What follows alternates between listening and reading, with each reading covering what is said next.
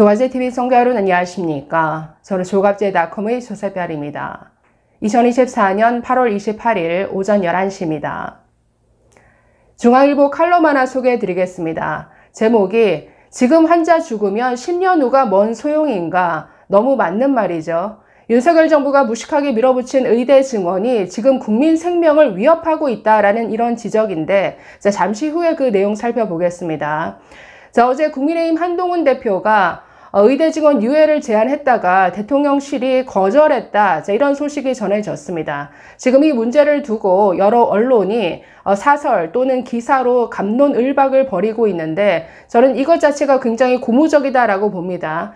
왜냐하면 이 의료대란 사태가 너무나 길어지면서 이 문제가 언론의 주목을 받지 못하는 사각지대에 놓여 있었는데, 이게 지금 다시금 수면 위로 핫 이슈가 되면서 지금 이 문제를 어떻게든 매듭 지어야 되는 상황이 되고 말았습니다. 글쎄요, 계속 윤석열 정부가 고집을 부릴지, 고집을 부리면 부릴수록 국민 생명을 더 사지로 내모는 이런 정부가 되겠죠. 추석 이후에도 계속 이 고집을 꺾지 않을지 지켜봐야 할 것 같습니다.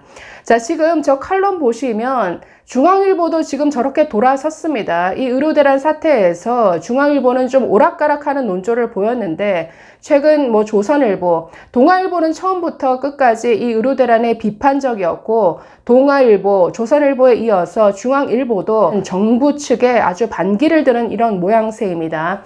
이 칼럼 한번 살펴보시겠습니다. 김성탁 기획취재 2국장이 쓴 칼럼인데, 이분 영국, 미국에서 잠시 거주했던 모양인데, 그때 경험을 이렇게 시작합니다. 영국은 국가가 의료를 책임진다. 국민보건서비스 NHS로 불리는데, 치과를 제외한 의료 비용을 세금으로 충당한다. 체류 허가를 받은 외국인도 일정 금액을 내면 같은 혜택을 받는데, 런던 특파원 시절 이용해 봤다. 영국에선 병원에 가려면 예약해야 한다. 성인은 여러 날 기다리는데 아이들은 좀 빨리 잡아준다. 위급하면 응급실에 바로 가도 되는데, 발에서 피를 흘리는 성인 여성이 대기실에서 여러 시간 기다리는 걸 본 적이 있다. 개인 의료보험을 들면 유상 진료하는 병원에 갈 수 있지만 보험료가 매우 비싸다. 보험이 없는 한국인들은 영국인 고령 의사가 집에 차린 진료실을 찾곤 했다. 만나면 무조건 100파운드, 약 17만 5천 원을 내야 했다. 글쎄, 영국은 이게 지금 세금을 어마어마한 세금을 내죠. 우리하고는 비교할 수 없을 정도로 약 15% 내외의 세금을 냅니다. 이뿐 아니라 의사 만나기까지 전문의 만나려면 3개월에서 거의 6개월이 걸린다. 그래서 의사한테 수술 받으려다가 그 전에 먼저 내가 죽겠다 이런 말을 농담조로 할 정도로 의사 만나기가 너무너무 어려운 나라가 이 영국입니다. 다음으로 미국. 연수차 미국을 찾았을 땐 로스앤젤레스 병원에서 맹장염 수술을 받았다. 수술 후 청구된 치료비가 2만 달러가 넘었다. 지금 환율로 2,600만 원 가량인데, 2,600만 원. 들어놓은 개인 의료보험이 있어서 감당할 수 있었다. 병원 창구에서 만난 간호사는 한국이 얼마나 좋은 의료제도를 가졌는지 잘 안다고 했다. LA에서 자동차 수리를 하는 교포는 의료보험이 없었다. 아프면 어떻게 하느냐 물었더니, 아이들은 무료 진료를 해주지만 성인은 지원이 없으니 안 아파야 한다 라는 말이 돌아왔다. 선진국 의료를 거론한 것은 한국 의료 시스템이 세계 최고 수준임을 강조하기 위해서다. 그런데 요즘 엉망이 됐다. 의대 2,000명 증원 논란이 불거진 다음부터 전공의 이탈과 의대생 수업 거부가 나타나더니 1,500명가량 증원이 확정된 후에도 전문의까지 사직하는 등 갈수록 태산이다. 현장은 말 그대로 비상이다. 교통사고 환자를 어디에서도 받아주지 않아 사망했다는 소식이 전해지고, 서울에서조차 지하철 정비 중 다친 작업자가 전문의 부족으로 16시간 응급실 뺑뺑이를 돌았다. 망막 출혈로 3차 병원 응급실에 갔는데 안과 전문의가 없어 119에 전화했지만 다른 곳도 마찬가지라 진통제만 맞았다는 사연에 각자 도생, 의료 무정부 상태 같은 반응이 달리고 있다. 지금 현장 상황은 정말 심각합니다. 지방만의 문제가 아니라 서울대학병원, 심지어 빅5조차 환자 수용 제대로 하지 못하고 있습니다.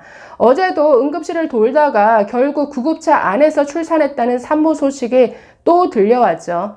자, 이뿐 아니라 지금 빅5 같은 경우에는 피부과, 정형외과, 성형외과, 이과의 진료가 필요한 환자들은 그냥 다른 2차, 다른 개인 병원 가라고, 이렇게 돌려보냅니다. 그 말은 어디 다쳐서 찢어지거나 부러진 환자들 응급실 오지 말라는 겁니다. 그냥 다른 동네 병원 외래 진료로 가라고 이렇게 내일 몰고 있는데, 이게 지금의 상황인데, 아니, 이에 대해서 대통령실은 아직도 전국에 있는 응급실 중에 3곳 빼고는 다 정상이다, 문제없다, 관리 가능한 수준이다, 이런 한심한, 완전히 현장과 동떨어진 이런 정말 저세상 이런 발언만 하고 있습니다. 자, 계속 보시면 코로나19 유행이 심해지면서 고위험군이 있는 요양병원에선 사망자가 속출하고 있다. 지방광역시 한 요양병원에선 최근 2주 사이 코로나 확진을 받은 3명이 숨졌다. 고령층 확진자는 급격히 상태가 나빠질 수 있어 대학병원 응급실로 전원할 필요가 있지만 요즘 응급실은 여력이 없다. 중환자실, 격리실은 차 있고 중증 코로나 환자 여러 명이 대기 중이지만 응급의학과 교수 1명이 이들을 모두 보는 형편이다. 심지어 집에서 뇌졸중 증상을 보인 환자가 주치의가 있는 대학병원 응급실에 가겠다고 구급차를 불러도 받아주지 않는다며 이송을 거부하는 지경이다. 마취과 전공의 이탈로 중요 수술의 차질이 빚어지고 수술 대기가 길어지면서 살릴 수 있는 환자가 세상을 떠나는 일도 발생한다. 의대 증원은 2035년 의사가 부족하니 미리 양성하자는 논리로 정부가 밀어붙인 정책이다. 의료계에서도 증원에 찬성하는 의견이 없진 않았지만 점진적으로도 아니고 매년 2,000명을 내걸면서 6개월 혼란의 도화선이 됐다. 의사 수가 적은 게 아니라 필수 의료와 소외 지역에서 일할 의사가 부족한 것인데 무작정 증원만 한다고 해결되지 않는다는 우려를 새겼어야 했다. 이게 핵심이죠.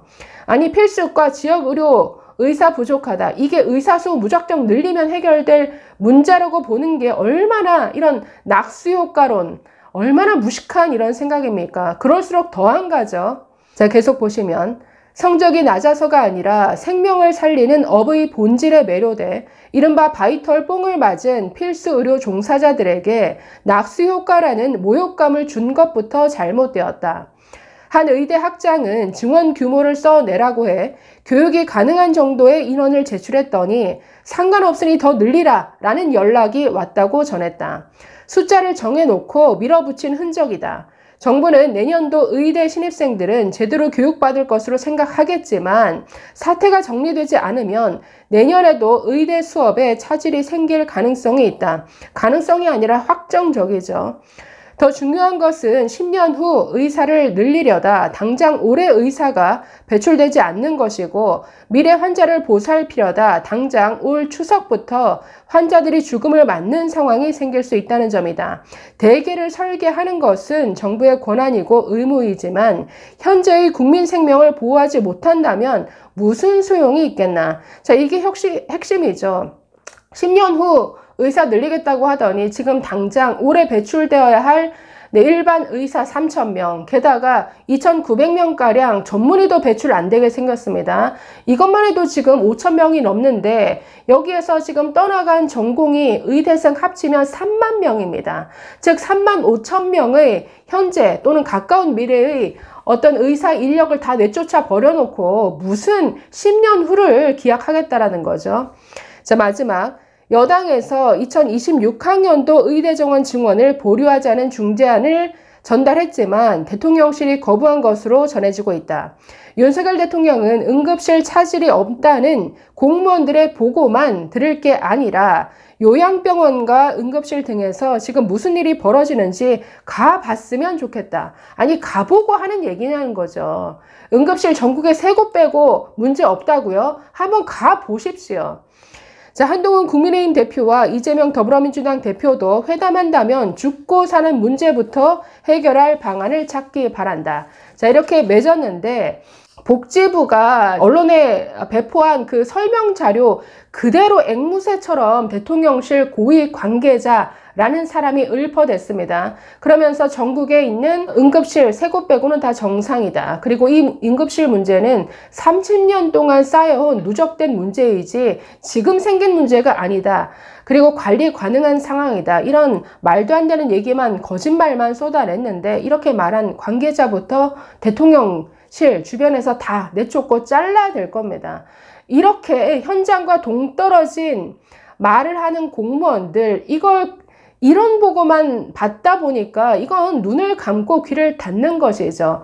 아직도 언제까지 고집을 부릴 것인지 추석 이후에도 똑같은 고집을 부릴 수 있을지 지켜보겠습니다. 감사합니다.